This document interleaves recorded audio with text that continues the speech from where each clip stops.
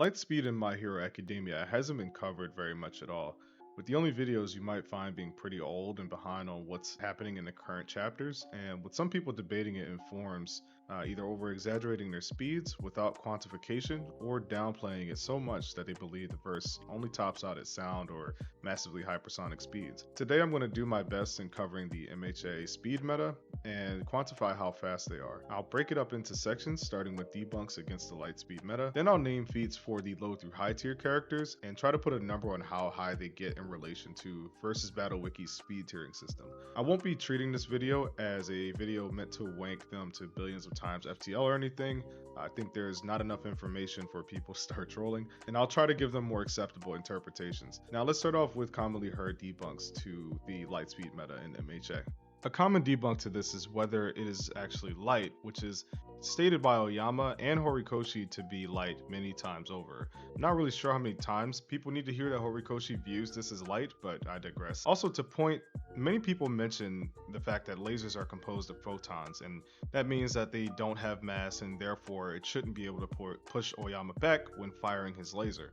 However, they ignore the fact that lasers can impart momentum through the transfer of energy and the buildup of it in his belt. What I just mentioned is known as radiation pressure. This would mean, in simplicity, that the recoil we see when he gets pushed back comes from the belt as the beam is fired, not from the actual laser itself. So with this in mind, considering Oyama is only 5'6" and not much over 100 pounds, thinking the recoil of something that's stronger than a shotgun shouldn't push him back is kind of ridiculous. As a point of consistency, every other elemental ability in the world tends to be what they're viewed as by face value. For example, Endeavor's fire, it's literally fire. It burns people, it heats, we see it combust, we see smoke from it. Shoto's ice is the same. It freezes, it expands upon freezing, and we even see people's cold breath around it.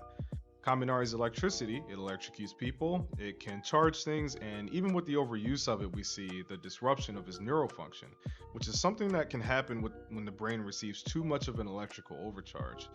Now, this verse doesn't have a power system that creates these elements from a different substance, such as chakra or cursed energy, etc.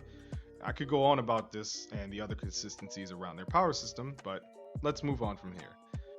More people question Oyama's beam based on anti-feats presented with characters using things like electricity to attack or nitroglycerin blast, which can be calced to Mach 22, or they even use sound-based attacks to try and debunk these things. However, Kaminari, who uses electricity, doesn't really tag notable people who I'd be scaling the light speed with this electrical discharge. So on to Bakugo's attack. Assuming they cap at Mach 20-ish is pretty disingenuous since we see people react to those blasts initially and we know he can use stronger blasts to make himself faster with characters who would be faster than himself being tagged by him later. So Bakugo's nitroglycerin speed seems to increase with time from its base properties, which is consistent with other quirks considering it's stated that the strength between your body and your quirk are two different things. And the more you use your quirk, the stronger it gets, similar to the way a muscle functions. Some people like to build narratives around light being inconsistent through using characters like All For One, who tags numerous notable characters with a light-based attack that he surprises them with. But this is consistent with quirk stacking, which All For One consistently does to bring out more power, or in this case, potentially even more speed with his quirks. He even talks about doing this shortly after the attack. Now we have people using Ida's statement of him traveling at Mach 1 as a debunk. In context, it's really not that big of a deal. If you don't know the statement, here it is on screen.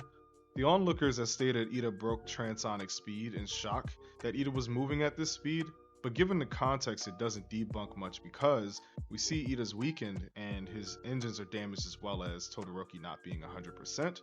And we know his cooling in this instance is being helped by the rain, and then later on Todoroki starts to freeze his engines so that he can continue moving forward. A person should know that not having a proper cooling system can affect how long an engine can operate at a certain speed, and it can also limit the speed of an engine. The shocking part for them was seeing someone rush to action at such a speed when All Might, who used to do this, and other heroes who are relative as heroes, are out of commission or can't get there in time.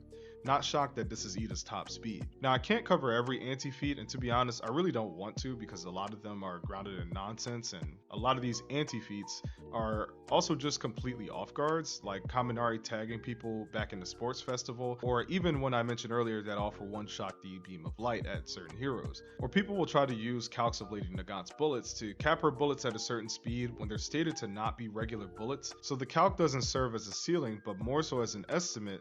But easier feats can tell us that they're faster, especially considering it's stated how her bullets work.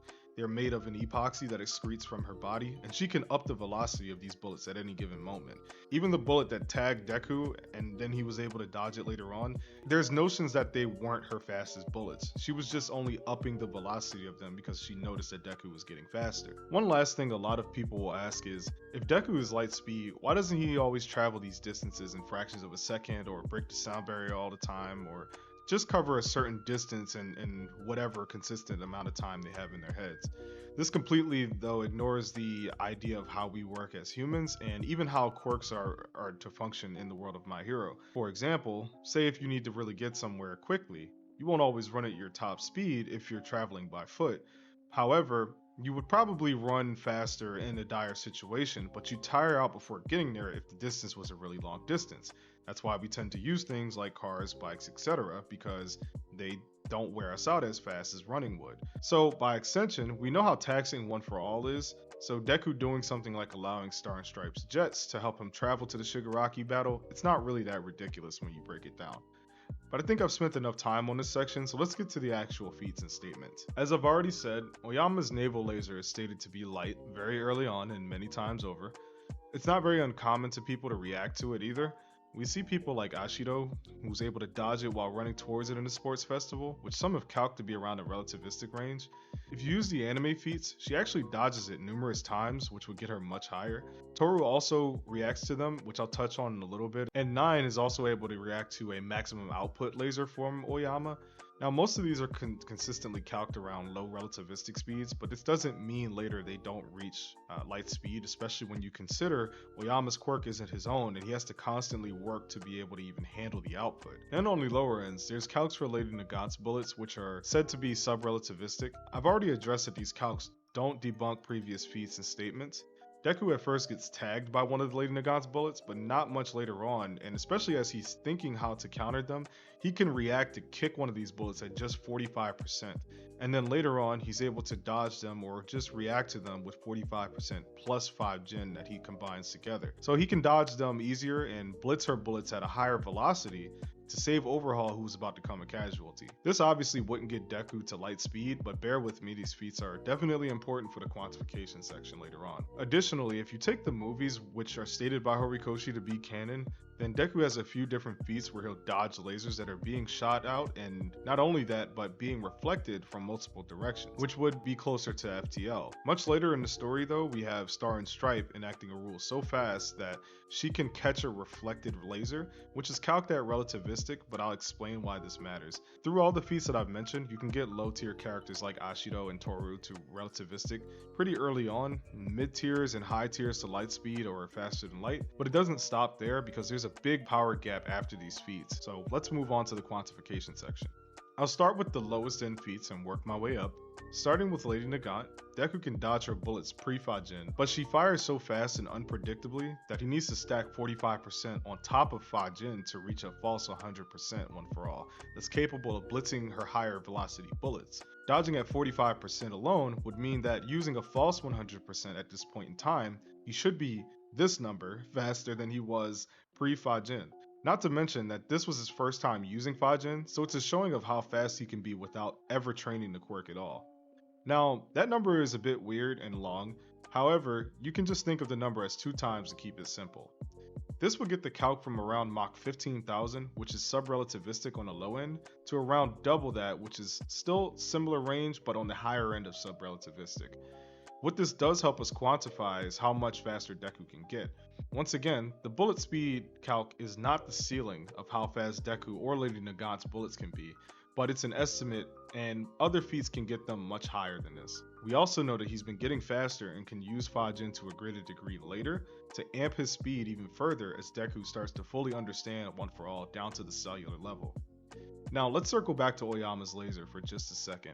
We know that people like Ashido can straight up dodge it in the manga, which is around 15% the speed of light. If you take the anime, it's a lot higher.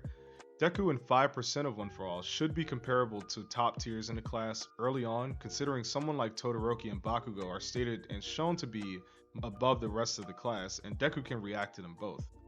If at 5%, Deku is comparable to relativistic speeds, and later he unlocks 100%, which is a 20 times difference, that would mean at bare minimum, 100% Deku should be 300% the speed of light, or at least 3 times the speed of light. Now, using previous math, working off Fajin, he could enhance this by 2 times that we mentioned earlier, which would make him 6 times the speed of light. Or if you don't care about this range specifically, basically he'd be in the faster than light range according to Versus Battle Wiki standards. Another one of Deku's overlooked abilities, Gear Shift, it increases Deku from what should be 100% to what the second user refers to as 120%. Which wouldn't change my math much, but it does take the number from 2.2 repeating to 2.6 repeating, which taking the 20 times difference to 300% the speed of light, or 3 times, and then multiplying it by the new number, which now makes it closer to 8 times than 6 times. This is still only faster than light and not faster than light plus, according to Versus Battle Wiki, but it's a really good change for sure. This multiplier can increase depending on how high Deku chooses to enhance his speed, considering he could do so while ignoring inertia. This can go even higher by using the feats performed by USJ All Might against Nomu, where he implies that in his prime, he could beat Nomu in 5 punches. Now that difference has been worked out to be the famous 60-time backscale bare minimum, since obviously in his prime he wouldn't have to exert himself as much as his weakened self, and then considering that One For All is used for speed as well as power, then linking him to Ashido's 15% relativistic speed would make him 9 times the speed of light. We know One For All can be focused in specific areas, since people like All Might can focus the last bit of embers into his arm for the United States to smash.